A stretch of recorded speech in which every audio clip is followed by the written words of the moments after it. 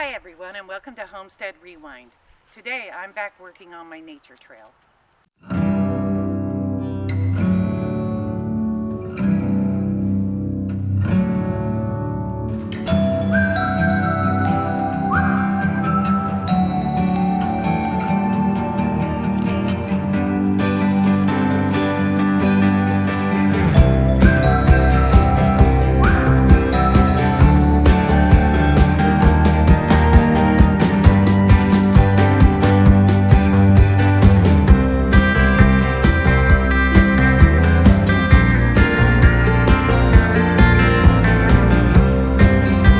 Hidden deep inside this tree is a chainsaw killer.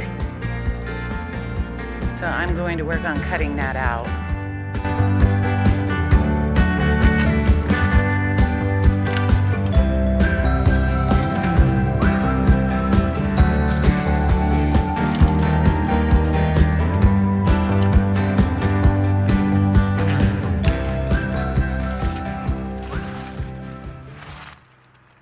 Yeah, that wouldn't have been good.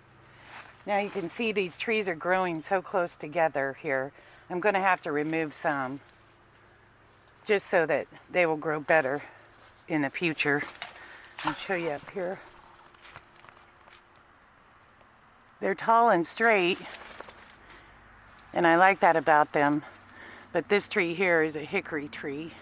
It's definitely going to go because we have tons of hickory trees, and I use the hickory for my barbecue. I always smoke my meat with hickory. I just want to keep the cedar trees though. I'm going to cut off with my chainsaw most of the tree. You can see I did that here with this one to set up my game cam on. But I want to leave this center tree and cut these others out so it'll grow big. And I'm going to take off the branches to about here. That way there's still some cover for the wildlife and they will be happy to come in here. Almost all the cedars that are growing in our woods, which I would say probably about somewhere around at least half of our woods is the eastern cedar tree.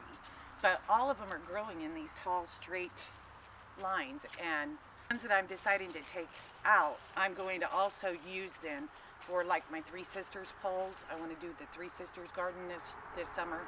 And also just for like trellis, to hold up trellis work where I'm planting vining plants.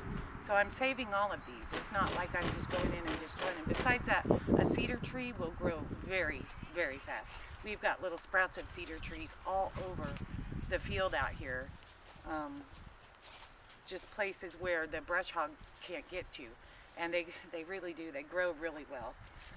A lot of people see them as weeds, but I can't imagine life without these cedar trees. I've grown up with them my whole life. Farm where I grew up, some of the cedar trees out there were like 500 years old. So they've been around for a long time, and they're going to be around for a long time. Let me take you in here and show you how I've gotten so far. Okay, so this gives you a better idea of how the woods on our property looks. I mean, we have ravines, and the woods are thick. Nothing's been done with these woods for years and years. In fact, just down over this hill right here, there's a really, really old dump site, and me and my son were just kind of poking around in there the other day and found some really cool bottles. Sometime I'll take you down and show you that.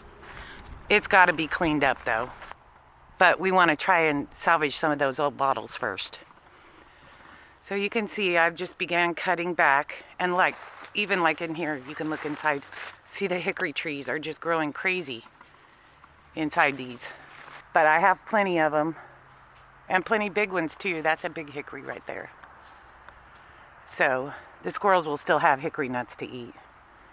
And you got to remember, you're only looking at a small portion of our property here. This is the feeder that my husband set up for me.